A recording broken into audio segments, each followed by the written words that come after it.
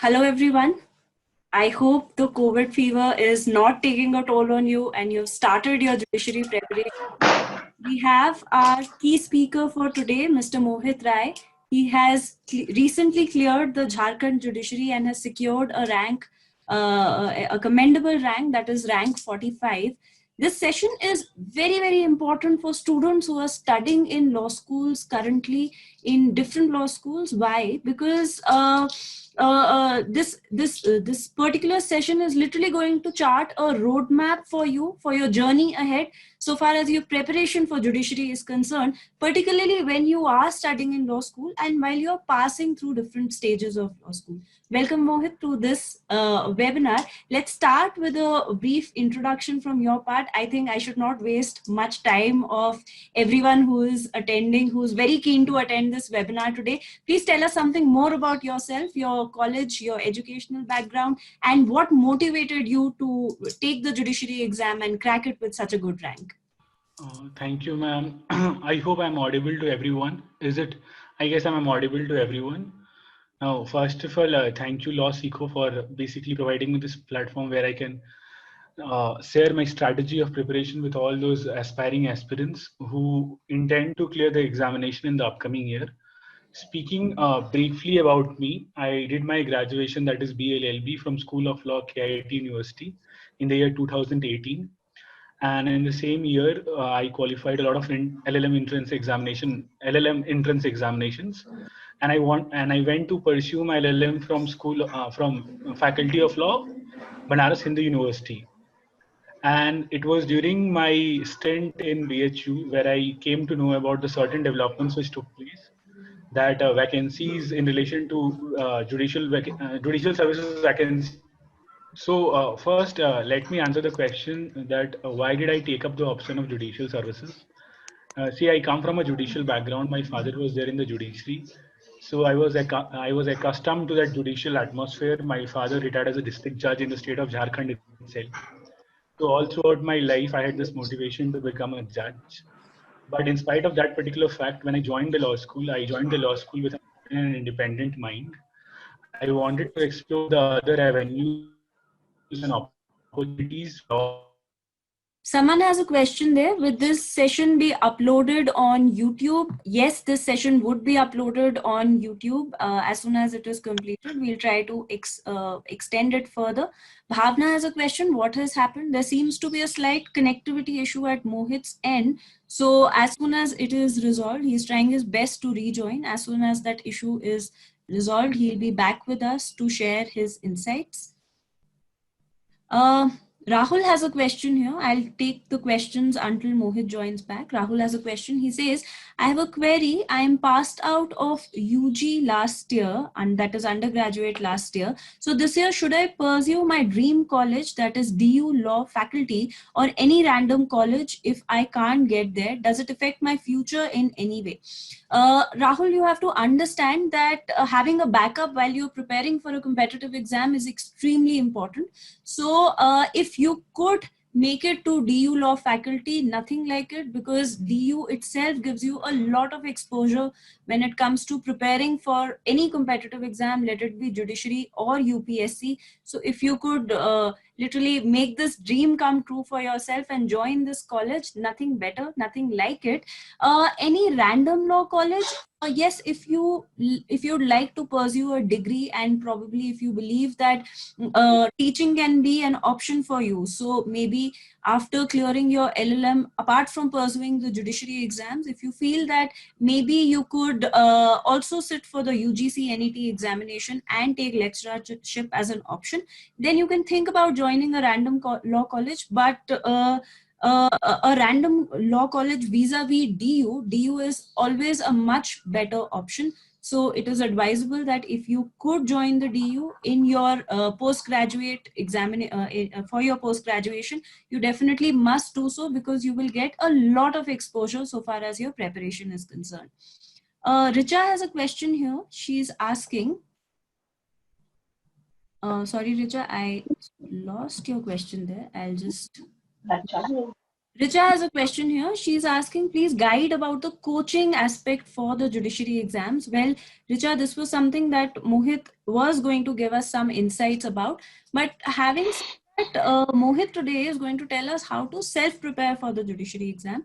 But still, there are a lot of us who believe that self-preparation is not meant for us. Why? Because we are not, a lot of times, we are not able to get the right amount of push, the right amount of motivation. We often feel that there should be some peer pressure for us while we are preparing for the exam. We could get that sort of someone could constantly be at our head and tell us that we have to prepare this and we have to finish it in one particular point of time. So that ways coaching becomes very important. But if you're going to a coaching institution which has 1,000 people studying at one point of time and you don't even have place to sit there, then trust me, you won't be taking out a lot of output from that particular coaching institution. It'll rather be a futile exercise and it'll be a lot of wastage of both your time as well as resources. So take up this option of whether you should take coaching or not very, very judiciously. Adding to that, even LawSeco has launched its judiciary course right now, where we focus upon self-paced learning apart from classroom learning, and of course that pressure of 1,000 students sitting in one class at one point of time is something that would not be catered to per se. So that is definitely one option that you could take a look at. Prabha has a question here.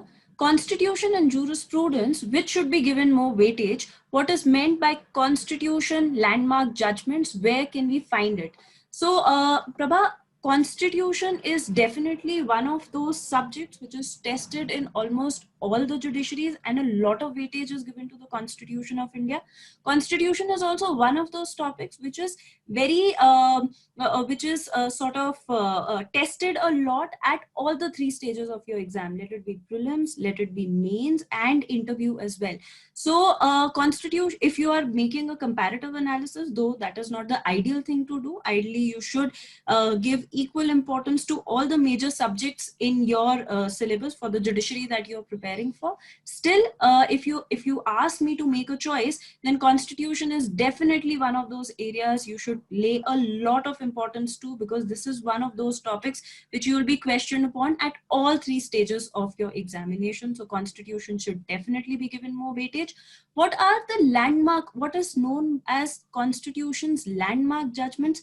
See, everyone here, we have to realize that all the important law subjects have certain important landmark or certain important judgments which have formed a part of their they have literally become the heart and soul of that particular subject, right? So when we talk about the Constitution of India, let's say we are discussing Article 14 or Article 21, or just the topic of fundamental rights or fundamental freedoms or anything, these particular topics would have certain judgments which have become so important to them that without these judgments you would not be able to create an understanding for these topics. These judgments are called landmark judgments. For every topic has a landmark judgment to itself. So for instance, if we are talking about fundamental rights only, defining the basic structure of the Constitution, what is meant by right to equality, or 21 talks about procedure established by law. Is there a difference between due process of law and procedure established by law? There are judgments for these topics, and they have become a very important part of these subjects. Now, these are called landmark judgments, and you can find them in important books and otherwise. Okay, it seems like we have Mohit back with us. Mohit, are we audible? Can you respond? Hello, ma'am, can you hear me? I'm just saying, ma'am, in case if the internet connectivity is not proper, I'll have to just switch off my audio because I think it's Sure, that should work. You can probably. Okay, the question is, which one is it? But should I answer the questions, ma'am, right now, or should I just continue with it?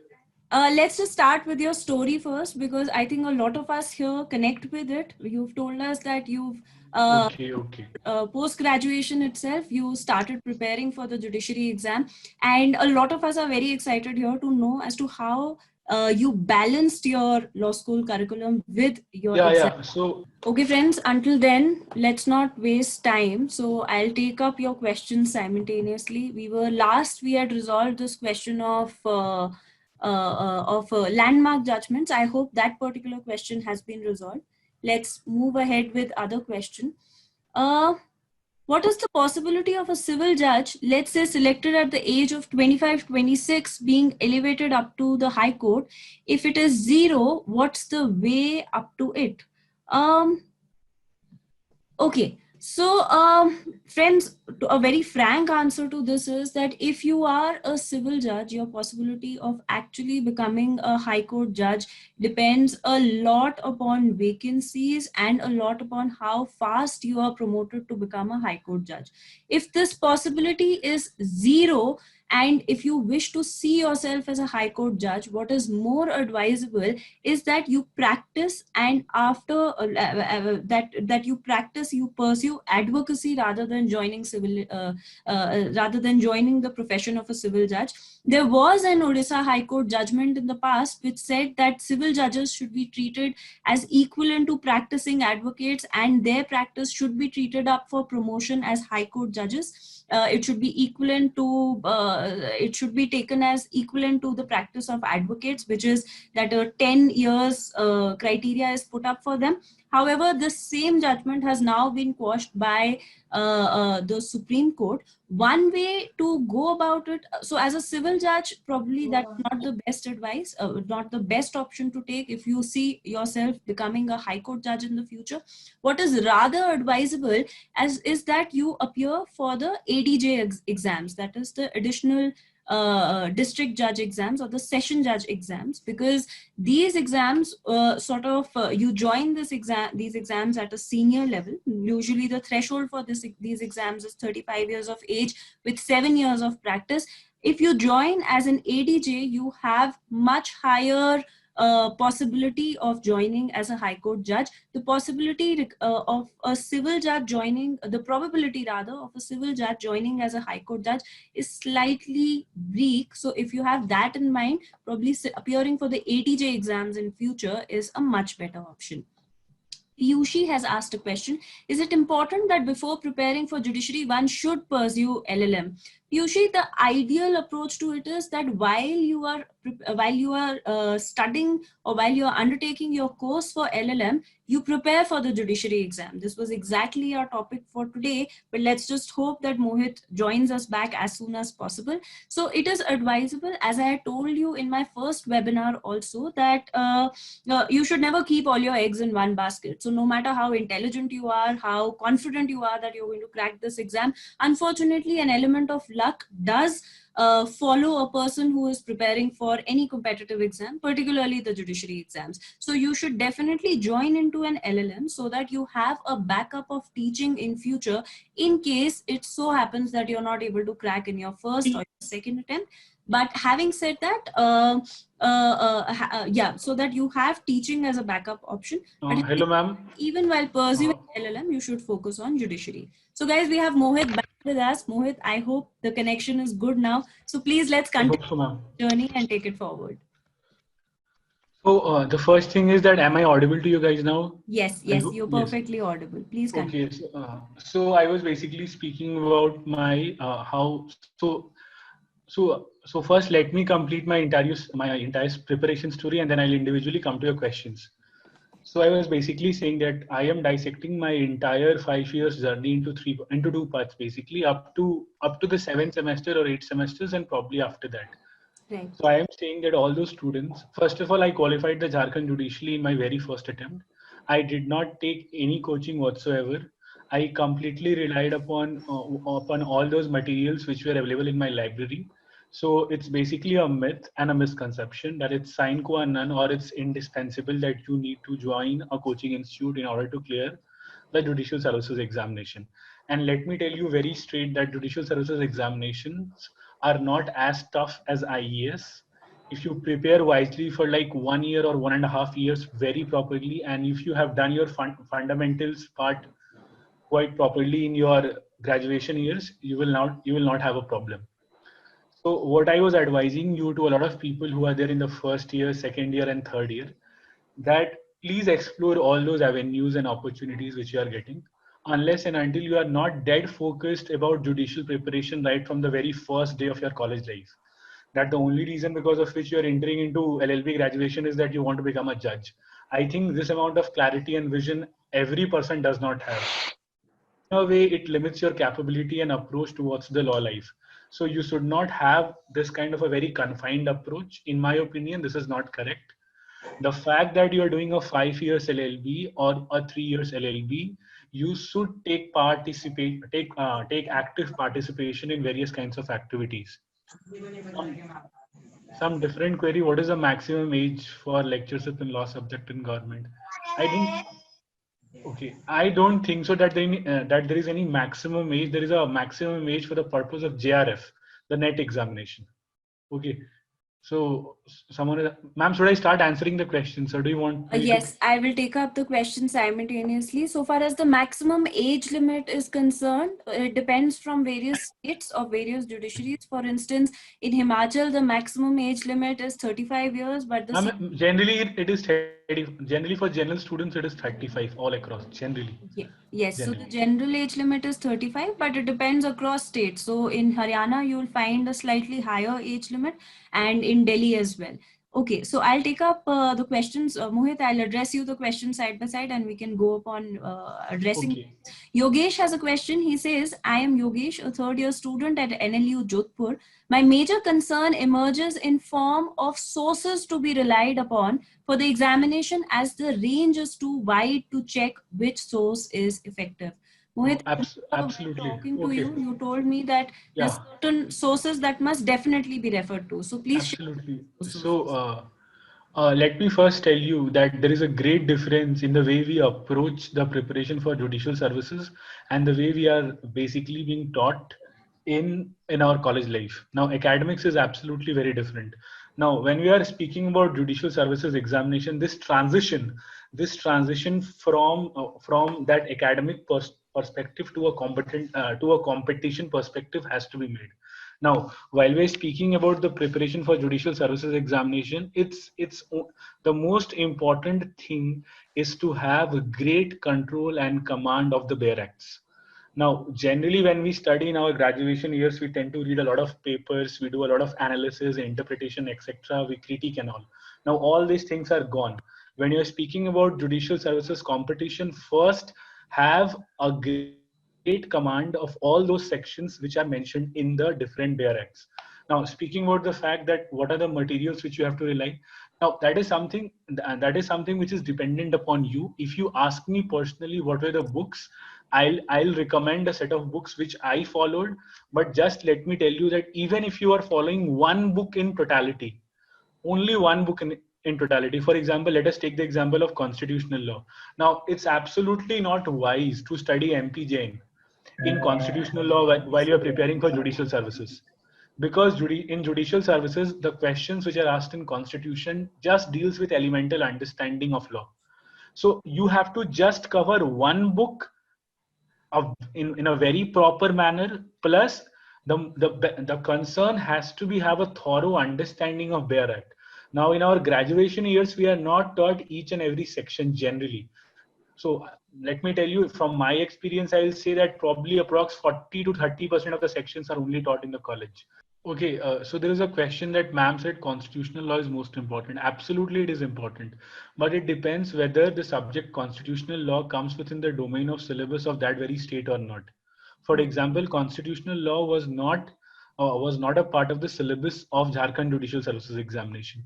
So while you are taking up judicial services examination, first and foremost, it's very important that you try to understand the syllabus of various state judicial examination, and what are the 2 or 3 states which you are aiming, because you just cannot prepare for each and every single state.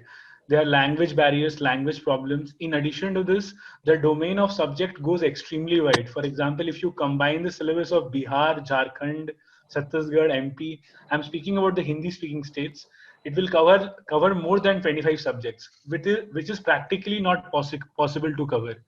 So the thing which I'll advise you is to like stick to 2 or 3 different states which you think is possible for you, and then start the preparation on your own.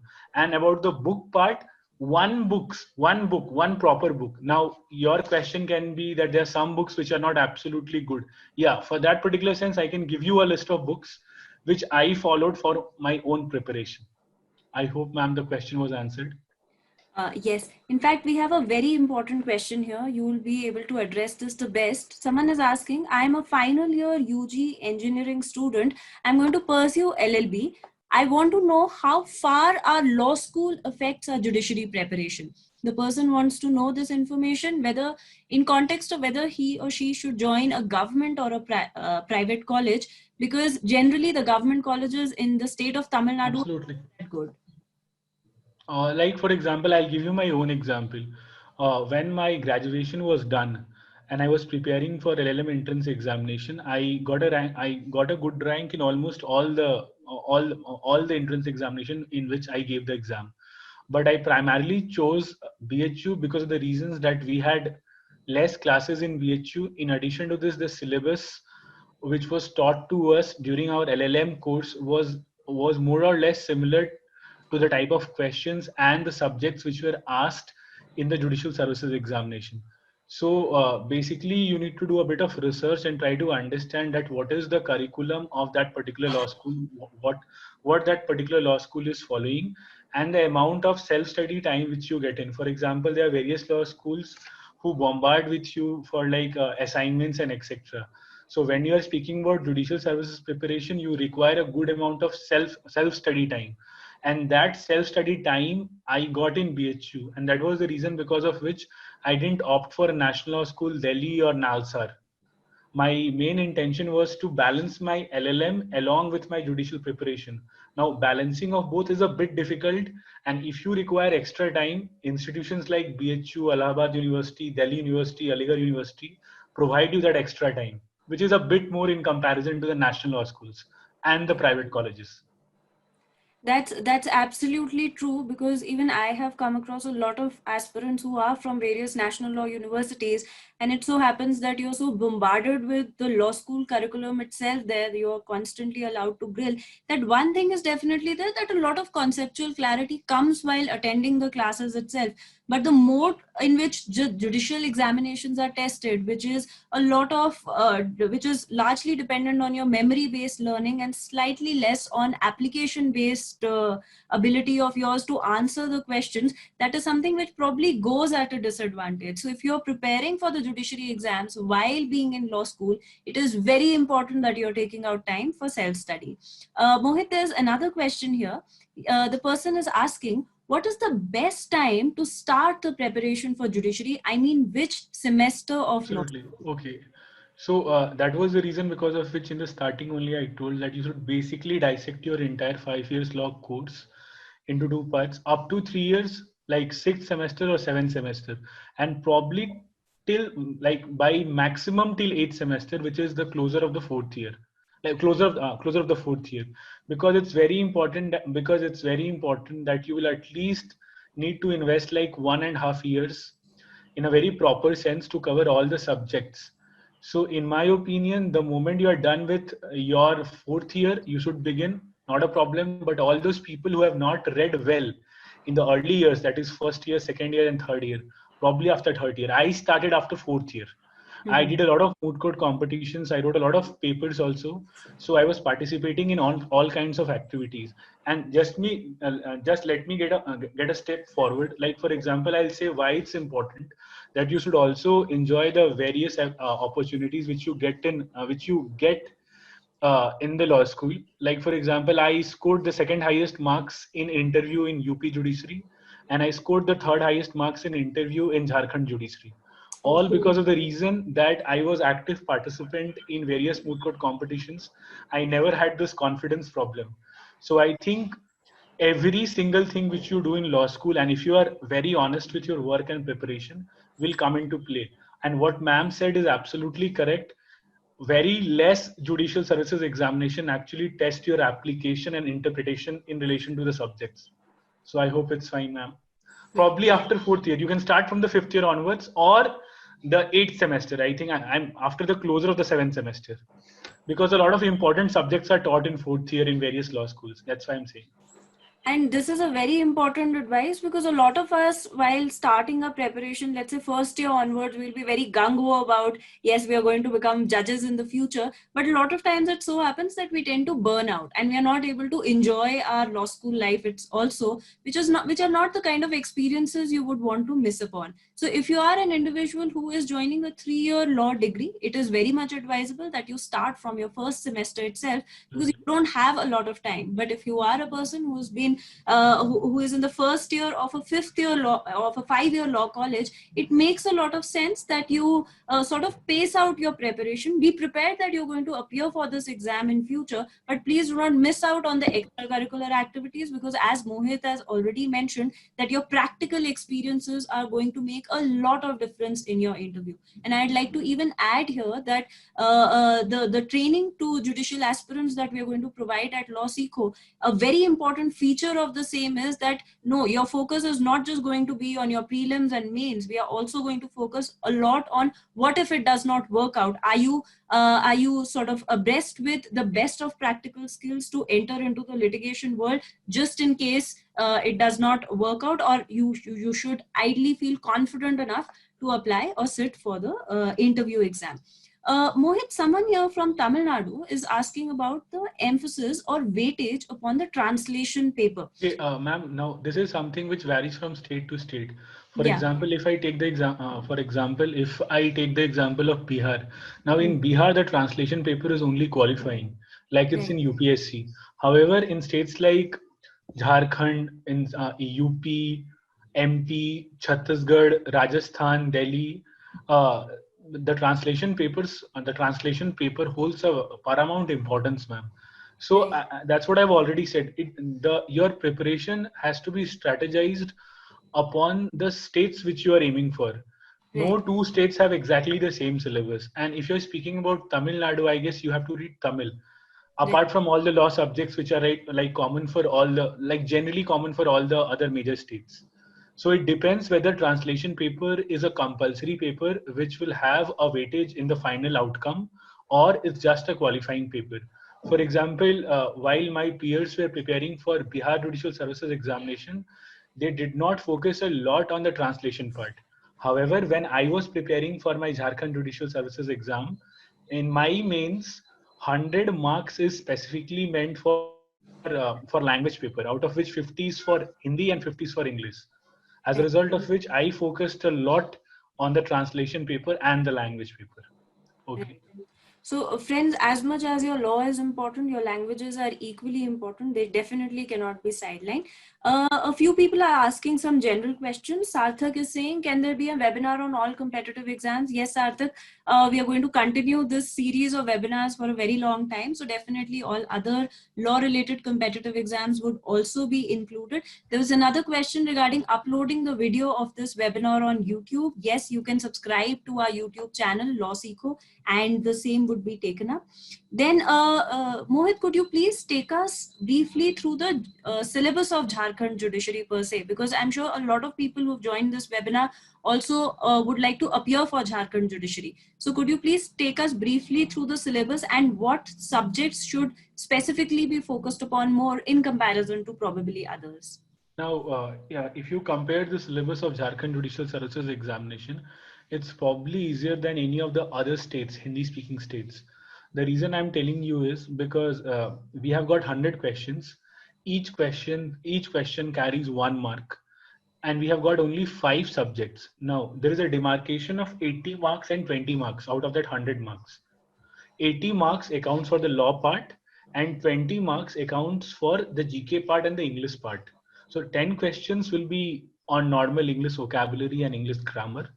The other 10 questions will be from static GK, 2 or 3 questions from the current affairs, and 1 or 2 questions which will be specifically earmarked for the state of Jharkhand. So that is the total of 20. Now coming to the rest 80 part, the rest 80 questions of 80 marks. Now in that we have got 5 subjects, that is CPC, CRPC, evidence, contract, and IPC. So for the purpose of clearing the prelims examination of Jharkhand, you only need to study 5 different law subjects. Again, I'm repeating it: CPC, CRPC, evidence, IPC and contract. And probably if you compare the syllabus of Jharkhand prelims from the other states, probably this is the easiest one to crack because you don't have to cover a lot of ground. And that is the reason because of which the cutoffs of the prelims generally goes up very high. So I hope the prelims part is clear. Now coming to the mains part. In mains part, we have got 15 subjects. Now we have got 3 different law papers along with a language paper. Every law paper accounts for 100 marks. So 3 law papers in totality will account for 300 marks, and 100 marks will go to the language paper. In every law paper, every law paper will comprise of 5 different subjects, right? I hope you have seen the syllabus of Jharkhand Judicial Services examination.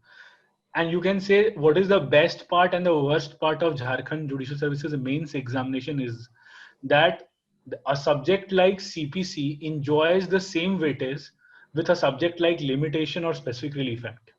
So for example, from specific relief act also, we will have a 20 marks question. And in the same scenario, even from CPC or CRPC, we will have a 20 marks question only. So in that, like generally what happens when you're preparing for a state judicial services examination, specifically for mains, you try to focus a lot on the procedural law papers. However, I followed a different approach. I tried to first complete all those subjects which were lesser in understanding and in comprehension in comparison to the procedural law, because the weightage of each of the subjects are exactly the same. So that's what I'm saying. For example, CPC will take a lot of time to cover and still it will account for 20 marks. However, subjects like specific relief, and negotiable instrument, sale of goods act, these are very small subjects and can be easily done. So that's the strategy which I followed. That doesn't mean that I did not study CPC, CRPC and evidence properly. I had already completed it because I had been studying those 3 subjects from my college years. But primarily I was focusing on the easier subjects because we don't have a lot of interpretation in relation to those easier subjects. So 15 law subjects, which will come in 3 law papers, and the final paper is the compulsory language paper, which also accounts for 100 marks. The final 100, the language paper is basically dissected into 2 parts: 50 marks of English and 50 marks of Hindi. And that is where I was saying that the importance of language comes in, that you have to give equal weightage to English and Hindi, generally. Like for example, since I come from an English medium background, I used to face extreme amount of difficulties in solving the Hindi translation passages. So as a result of which, every day I used to write like 8 to 9 pages on Hindi itself, like from seeing the newspaper, or there is a Hindi version of live law, or I used to write Hindi judgments. It is also available. So this was a strategy which I focused for my preparation of mains. And for interview, as I have said, I did not join any coaching at any point of time. Since I was confident that if I'm able to know the answer, I will be able to answer the question, because of the fact that I have already spoken a lot in my college years. So that was never a problem. Confidence was never a problem. But what you have to do for interview is that you should know certain skill set. You should have certain skill set, certain mannerisms part, which you can see in a lot of YouTube videos are already there. And in addition to this, you should have a thorough understanding of all those legal contemporary developments which have taken place. Some questions are asked on that. So basically, interview is not the test of your knowledge per se, it is a test of your personality. But still, I'll tell you that you should have your fundamentals clear, because your personality will only be tested if you answer something in the interview. And the questions which they will ask you will be probably upon CPC, CRPC and the contemporary developments. So Mohit, let's just take a question on the lighter note here. We understand that when you were talking about the Constitution of India, someone was constantly interjecting and saying, no, it's very boring. So how do you make self-study interesting? Like what strategies do you, we definitely understood that studying for the judiciary exam has to be very strategy based. If you think that only hard work is going to pay you results, that's not going to happen. So can you tell us, but a lot of times, a lot of subjects do appear very boring to us, particularly the procedural laws. So do you have any tips for that as to how to ensure that you are studying these subjects with a lot of interest and they do not appear boring to you, for that matter? Okay, absolutely. Generally, we say that lawyer is a profession where a person has to be a jack of all trades. Right, But on a practical level, it is not possible that you have a thorough understanding of all the subjects. And that's where the group study peeps in. right, I'm speaking about the fact that's where the this whole concept of group study peeps in, and where it's very important that you are surrounded, you have basically surrounded yourself with good people, and all those people should have also the same aim which you have. Now right, this played a very important role, because the moment I joined BHU, all those people who were living in my hostel were actually working for only one aim, and that right, was judicial services examination. So what ma'am is saying is absolutely correct, that it is not possible that you will have a thorough understanding of all those subjects. So what we used to do was, like, for example, let's say I was very fascinated about constitution, but I was weak in Hindu law. So right, we used to ensure that we used to divide subjects amongst ourselves. Let me tell you that in BHU, my friend circle contained three individuals. One of them got a rank seventh in Bihar Judicial Services, and the second one also got selected in BPSC. right. So it was all because of the fact that there was a constant group study sessions, because it's absolutely true and practical that you will not have same amount of interest for all the subjects. But Right. since you have to do on your own, so that's what I would suggest you try to have this great group sessions right from your graduation years. Don't shift it to after fifth year, or let's say even in normal graduation years, when you are doing a project or something like that. If you tend to have this process of argumentation and deliberation, your concept and clarity goes in. So if you have a great friend circle, good people around you, probably it makes your life very easier. Right. So definitely, friends, one takeaway that we take from here, from the advice that Mohit has given her is, given us, is that preparation is in isolation might not always be the best strategy. It is always a good idea to have at least one or two people with you who are equally Absolutely. sincere so far as becoming a judge as their aim is concerned. Shubham here has a question. It is more of a practical question. He's asking which one is a better option, to be a junior judge or to practice in a court for few years and then join higher judiciary, that is at the ADJ level, or get elevated. Now, ma'am, I think it absolutely depends upon your aspiration. In addition to this, the quality of life which you want. Now, if you see it from the scale that if you want, like, if you are thinking about, like, if you're thinking or you have this aim in your life that you want to join, you should be there in the High Court or the Supreme Court, then of course the second way is much easier. For example, now there are very few judges I know, I don't know about a single person who had qualified judicial services examination at the lower level and then had gone to become a judge in the Supreme Court. However, if you practice in the initial days for like 7 to 8 years and then you give the examination, there are two advantages. For example, that examination is not that difficult and competitive as this one is, on a very honest level. Generally, on a very serious level, let me tell you, all those people who are not able to clear these examinations generally take up that examination when they attain the age of 35 or before that, right? Because there the minimum age has to be 35. So if you are interested to enjoy certain years of life by practicing, you can go for that. And then definitely on any day, if you really want to go to the High Court or the Supreme Court, that particular way is much plausible than this way, because the possibility is very less here. Even if you get regular promotions, you go up to the post of district judge, and at very less intervals or times, probably you will be elevated to the post of a High Court judge. So it's a very unlikely scenario. There you are. Please continue. No, I was just saying that when you are taking up this examination at the lower level, it's a very unlikely scenario that you will go to the High Court. In Right. very rare situations, it happens. However, when you take up the examination after the completion of 35 years or the higher judicial services examination, 95% of those judges go to the High Court, and some even go to the Supreme Court. So if your aim is that in life, and you also want to enjoy your litigation years, you want something challenging in the initial years of your life, then you can definitely go for that.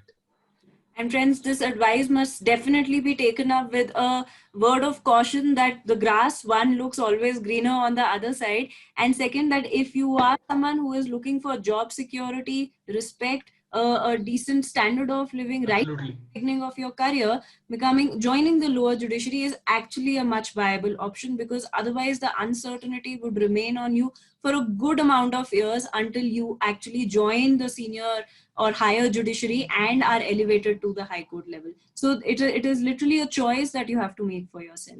There's a question here. It says, is it beneficial to do LLM from Kurukshetra University as distance education? Yes, it is very beneficial. Why? Because again, one, you are growing intellectually, and two, you are having a degree for yourself, which can help you in teaching at a future point of time.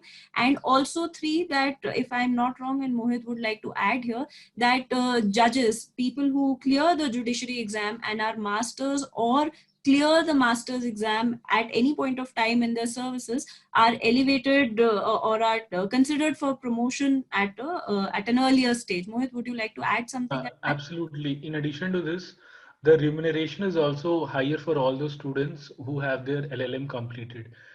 And the most important part, let me tell you, by referring to the rules which were mentioned in the Jharkhand notification, that consider a situation in which two students have got equal marks. So the person who has got the LLM degree will be preferred. This is a very important thing. Now, consider a situation that the last rank is rank number 70th, and you, along with that other student, has scored exactly the same amount of mark. But if the other student has got that LLM degree, he will always have an edge over you. And just Right. let me narrate you my interview experience. The moment I entered the moment I entered that very room, the first question they did ask me was, from which college did you do your LLM? I spoke about that particular thing. And they asked me that, what is your dissertation? Now, my dissertation was based on GST and cooperative federalism. So the fact that you have done your LLM basically means that your understanding of law is a bit mature than the other candidates who are just coming after their graduation. So doing an LLM will definitely give you an edge. So that's the thing. Yes, ma'am. Right. So someone here is saying, Ashutosh is saying, ma'am, don't you think procedure is most important in civil judge exams more than constitutional law? Mohit, would you like to take on this? So again, I'm saying the same thing. Same thing is what this was from Asutosh, right? Right. See, Asutosh, it depends from state to state. For example, let me take the example of Jharkhand. In Jharkhand, you don't have the concept of constitution at all. You don't have the now in Chhattisgarh, in mains you don't have the subject of constitution. So that's what I'm saying. If you are from one state, try to aim for that particular state by having two or three different options. So, like for example, UPSC is something which is common for the entire country. We all know that these examinations are conducted by state public service commissions, and every state has their own unique syllabus. Now, if you want to churn a common part, the common part is procedural law. Definitely, procedural laws are definitely important, because even when you become a judge, you will have to implement those procedure and etc. While constitution will not be that important when you become a judge, because very less implementation of constitutional law will come into your service. But seeing from the perspective of examination, for example, constitutional law has a very important role in Bihar. Constitutional law has a very important role in UP Judicial Services. The same applies to Delhi and Himachal Pradesh. So it varies from state to state, guys. Right. Jasmeet has a question here. There is a minimum requirement of 55% to appear in the judicial services exam. My question is, if I am unable to score the minimum percentage and opt for LLM and score a good percentage in it, will the requirement of 55% in graduation degree still appear for the judicial exam? Absolutely. Still hold valid for the judicial exam? It will always hold valid, because that is the minimum amount of threshold which you need to climb up. So it does not matter how many degrees you have after your graduation degree. That is the minimum requirement, and that threshold has to be completed by every single candidate, unless and until relaxations have been given basing upon reservation. So it will not change any fact. Just meet your percentage have to be more than 55%. It seems like I have skipped Shiv Sang's question. Shiv Sang, you can unmute yourself and please ask that question if it has to be addressed on an urgent basis. Please unmute yourself and ask the question. Okay, someone is asking me this question, ma'am. What about how to start my preparation? I guess. Should I answer this Yes, question? please go ahead, Mohit.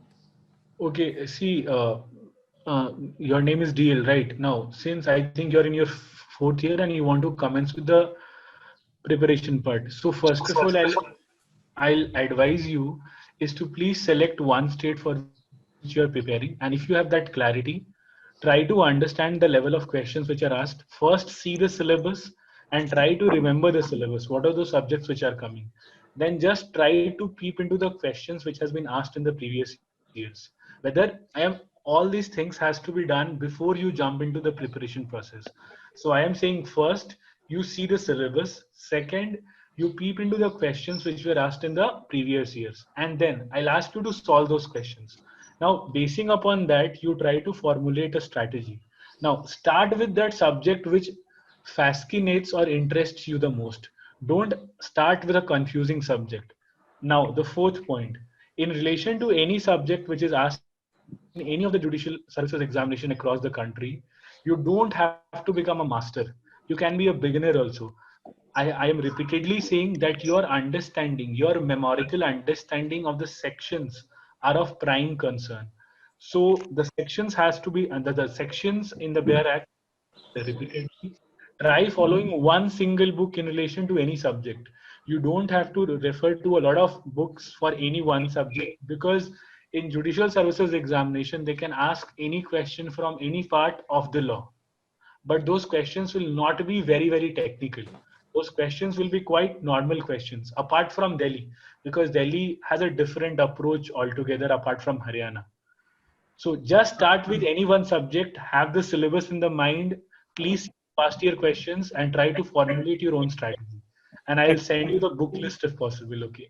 Okay, thank you so much. Actually, I want to apply for the Haryana and the Delhi only. Okay.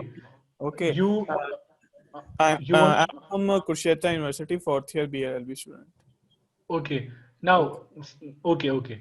Now generally any like if you ask any serious aspirant who's preparing for judicial services examination, they'll basically distinguish into two parts. So what we do is that we keep Delhi, Himachal and Haryana in one bucket and the other states in the other bucket. The reason being two: Haryana, Delhi and Himachal, they ask a lot of analytical questions. Now a lot of analytical questions are directly based on the judgments which came in that very year. So, what should be your strategy? Your strategy should be to go through live law religiously. Generally, what happens is that the judgment which is pronounced by Delhi High Court or the Haryana High Court becomes your questions in the examination.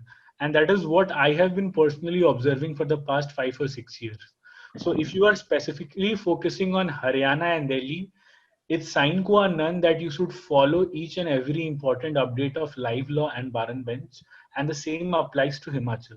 Now, when we leave these three states and come to the other states of Jharkhand, Bihar, UP, Chhattisgarh, and MP, the questions are not that much analytical. Rather, it is more memory based, where even if you don't follow live law and bar and bench, if you follow just one book, it will be more than sufficient. And that is what I did. I was not following live law on a very serious level because I knew that the probability of questions coming from live law is slightly on a very less level in Jharkhand. Okay. Yeah, hello, I'm Shivshan. Can I speak now, ma'am? Yes, please address your question. Yeah. Good evening, Mohit sir. Actually, my question was like, many of student belong from, weak economical background. So we try to do more internship so that we have the plan B of pre-placement offer from some firms. So in that manner, like I'm in fourth year. Fortunately, I'm in Mumbai University, so I have ample of time, for self-study. So I just wanted to know how we should cope up with internship, college, and the judicial preparation as well. So, how to manage all these three things. Now, I think this is something which has got a relation to the time management factor, which varies from personality to personality. I will definitely encourage. Of course, it becomes a bit difficult because you are already engaged in 2 or 3 different things apart from the fact that you also want to concentrate on judicial preparation. For this, I have a very kind advice to you, that even like for example, let's say internship is consuming like 7 to 8 hours of your day or like 10 hours of your day. it's very important to have like 2 to 3 hours of self-study per day. And on those off days, when you are getting that particular off day, unlike the other students, you should not actually enjoy or go for recreation or entertainment, something like that. If you are dead serious for qualifying the examination, remember you need to remember in that situation what you're speaking about, you need to utilize those 2 or 3 days. For example, the entire country is facing this corona fever. Now this is a great opportunity for all those students, because the no work is happening at any point of place, the colleges are not functioning, so all those people, it's actually an opportunity to read all those things which you did not read at that point of time. So it's by like you have to be very consistent, like 2 hours of self study every day, and on off days you can just scale it up. Now but when the examination comes, let's say like examination will be after 2 or 3 months, or it's quite certain that the examination is going to take place on one particular date, then I will suggest you that 45 days before the prelims, you should leave whatever you are doing, like for example, internships and etc. Or you should take a leave from the office in which you are working, because the last 20 days, whether it's in relation to prelims or mains, are of immense importance. And in those 20 or 30 days, it's advisable that you should give like 12 to 13 hours per day. That's what I'm expecting, not on a regular basis, but in the last 20 or 30 days. That forms the revision part, and that can only take place if you're starting right from now. I hope my answer helped, guys. Yeah, it's Yes, completely it so yeah, definitely yeah. did. It, So hello. Mohit, It, since we are running short of time, we'll just take a few questions on priority. There is a lot of questions are coming on. Are there any specific tips that you would like to share so far as jurisprudence is concerned? So far as preparation of jurisprudence is concerned, would you like to share anything with us Okay. with respect to this particular subject? Okay, see, jurisprudence generally is not okay. Let me give you that, because the subject jurisprudence is only asked in Jharkhand Judicial Services. Apart from this, in MCQ of UP Judicial Services, we have the subject of jurisprudence. Now, if jurisprudence has not been taught very properly in your college years, then it might actually give you a problem. But still, I studied from a book named Dhyani. Dhyani was a book which I followed. Now, in jurisprudence, I hope you know that there are various schools, and the understanding of all those schools are of paramount importance. See, jurisprudence is not a difficult subject. It's just the views of those philosophers. So all you have to do is to read those books. For example, it's whether it's Dhyani or Paranjpe. I don't think so that it is going to create a lot of problems for your judicial preparation. But if you're preparing for CLAT or other LM entrance examination, then jurisprudence has a decisive role to play. And for that particular purpose, you need to come. The name of the book is SN Dhyani. Please refer the book SN Dhyani for jurisprudence. That is the best book which has been written by an Indian author on jurisprudence, apart from Paranjpe and all the other books which we have. So that is the suggestion which excuse me. Is it appropriate to take online coaching for judiciary? Absolutely. See, let me tell you, for example, this webinar. Now, just take the example of this webinar. This webinar is giving us a lot of constructives. At the same point of time, we are connected because of this internet connection, and we are not losing a lot of time. So I will recommend you. In fact, I watched a lot of videos of constitution and other subjects which were available in YouTube, because you need to follow a multi-dimensional approach. See, the earlier question was, how do I save time? So the fact that we are sitting here and discussing here at this point of time in a virtual world is actually saving a lot of time.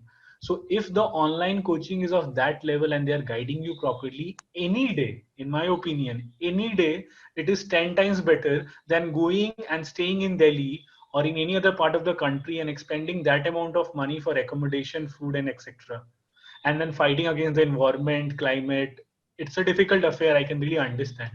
So you can definitely join online coaching. Right. And just to add to that, friends, if you are taking upon a decision of whether you should join online coaching or not, LawSikho's landing page on the course of its judiciary is already out, since it is one of those courses where we have put in the maximum amount of effort. We called it we call it the Lord of the Courses. So I would request you to please Google Lord of the Courses Law Seco, and you would be directed towards the free resource so far as a judiciary course is concerned, and you can always take reference to it. Mohit, we are really running short of time. I don't know when this webinar can get over.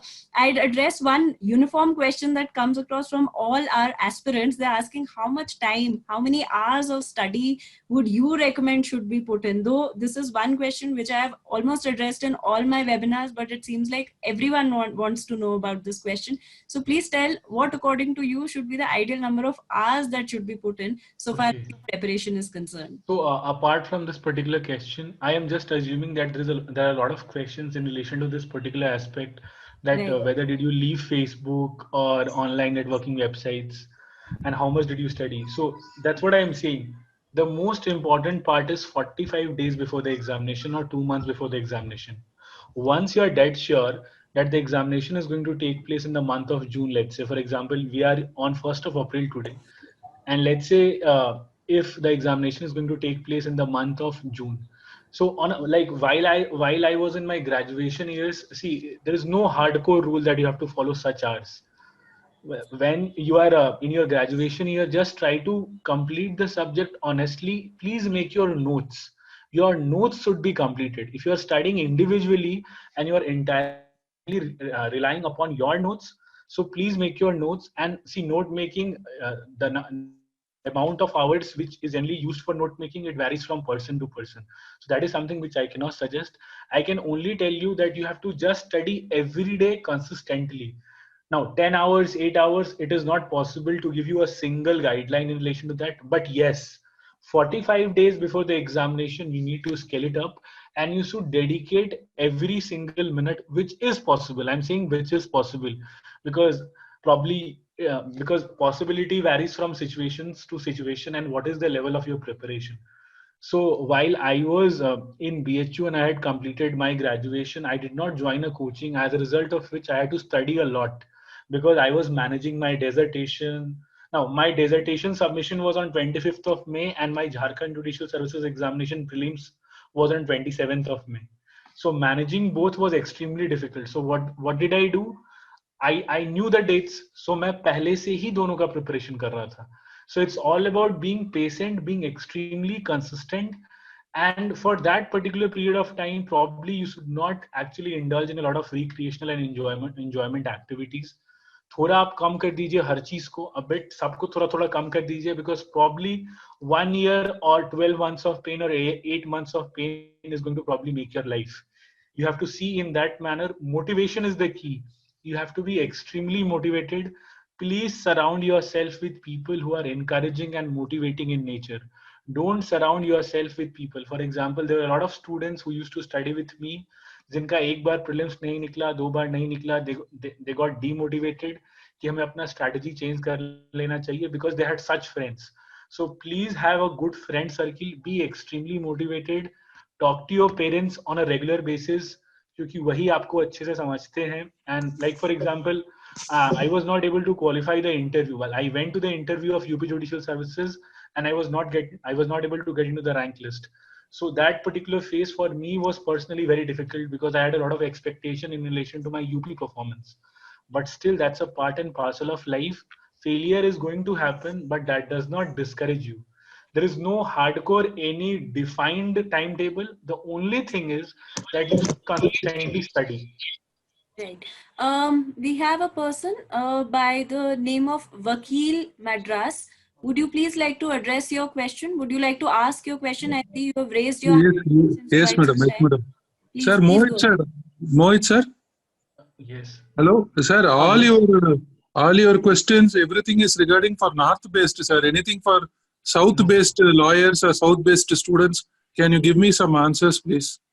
Yeah, see, the law is particularly same for all the states. See, if you're speaking about the central laws, sir, for example, CPC, CRPC, Constitution, TPA, contract, etc., it is primarily same for all the states.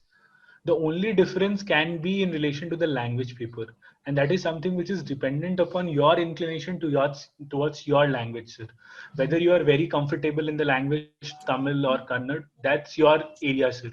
because I belong to this part. Whereas in relation to the law preparation part, whether it's in Tamil Nadu, the north part, the east part, or the west part, the preparation has to go with the same approach and with the same determination. The law never changes for any specific state. The level of questions can be different. Sir, Now, I have all. Sir, can you Yes, give sir. me some books, judgments, any latest judgments or something like that, which will help the students from South, because we are from a very weak background, financial background, language is very poor, all those things. Can you kindly give me some suggestions? So, sir, in case, like, for example, you are suffering because of the fact that you don't have resources, I Yes. guess, like, there's some books which you need to have, some minimalistic resources which you need to have. And let me tell you that by reading 4 or 5 judgments, your preparation for judiciary cannot take place. Even if you read like 50 judgments, your preparation will not take place. In the very starting of the seminar only, sir, I had told you, and what ma'am had also extensively focused on was that this is primarily a memory-based examination, apart from 2 or 3 different subjects. So I hope you have got the Bare Acts with you, Yes. and apart Yes. from the Bare Act, you only require 1 or 2 books in relation to one subject. And sir, I think that is something which I'm considering that you have, and all the students who are coming from South do possess that. Apart from that, let me tell you, it's not sine qua non that you should be well versed with every single important judgment which the Supreme Court is pronouncing in the year 2019 and 2030. I was speaking it from the perspective of interview. Once you go up to the stage of interview, because there your personality will be tested, your awareness about legal contemporary development has to be tested, then the importance of reading judgment comes into play, sir. Okay. Thank you, sir. Thank you. Friends, if you believe, because we are running short of time, this webinar might just get over at any point of time. If you believe that your questions have not been addressed, please feel free to mail at shweta.d@lawseco.in and we will ensure that your queries are addressed. I repeat, shweta.d@lawseco.in. We try to address each and every query here, but just one intersection, ma'am. yes, please. I will be mailing the list of important books to ma'am. In addition to this, if ma'am wants, I will also mail a sample of notes which I had prepared. In addition to this, a sample of how should we write an answer in the mains examination, the way I did to qualify 3 examinations. Okay, mains. So ma'am, I'll forward it to you. That will be very helpful. Please do so. And I repeat my email ID again. It's shweta@lawseco.in. Let's, Mohit, I think we can thank you by taking Madam, questions. Please write your email ID in the chat. Yes, Can you put your email ID and the number in the chat, madam? I'm trying to put, and it's not actually coming. Seems like a technical error. I'll repeat it. It's SHWETA Shweta, SHWETA Shweta .d@lawseco, LAWSIKHO, lawseco.in. SHWETA Shweta.d@lawseco.in, LAWSIKHO.in.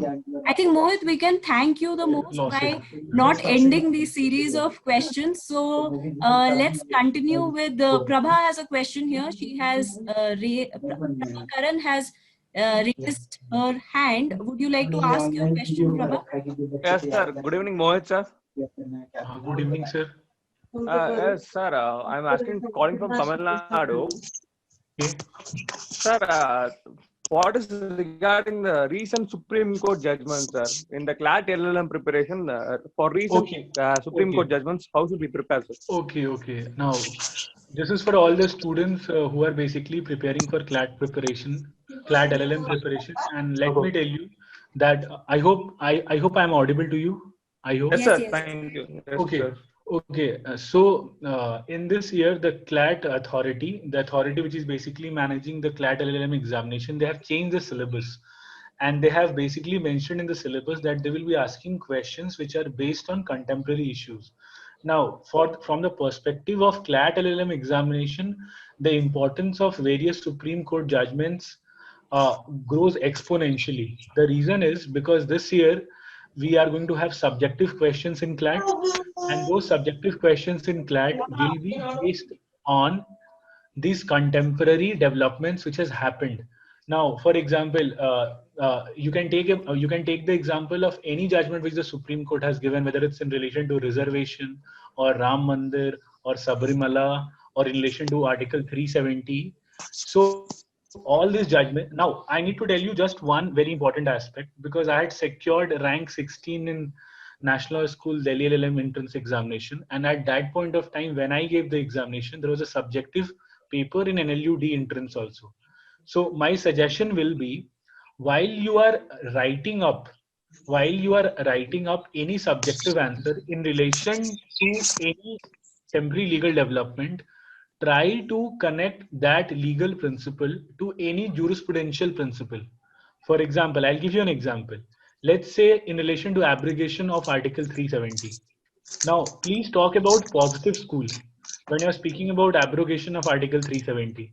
Now, when we are speaking about CAA, Citizenship Amendment Act, definitely we'll speak about what is the content of the CAA, but try to relate it with jurisprudence and a bit of history. So that's how you should proceed with the contemporary legal development, that the answer should be seen from three dimensions. The first being the legal dimension, the second being the factual dimension, and the third being the philosophical or the jurisprudential dimension. I hope my answer is clear. Sir, one more thing, sir. Yes. Sir, you said you are appeared for many LLM exams, sir. So you have cleared many things, sir. So I am asking your both preparation in same approach, or you have approach for judicial service exam and different approach for LLM exam? See, everything depends upon the syllabus of the examination. Now, if depending upon the syllabus, we try to formulate and make our strategy. Now, when we speak about LLM entrance examination, we don't have a lot of subjects which are asked in judicial services examination. So it was not possible for me to continue with the same style or genre of preparation, because I had to study procedural laws. Now, procedural laws are generally not asked in CLAT LLM examination. But apart from that particular factor, your understanding of law is going to be same for any field, whether it's litigation, whether it's that. So, for example, if your understanding is clear in Constitution and you remember the important cases, you will be able to solve the subjective question in CLAT or in judicial services examination. So not a big change of strategy.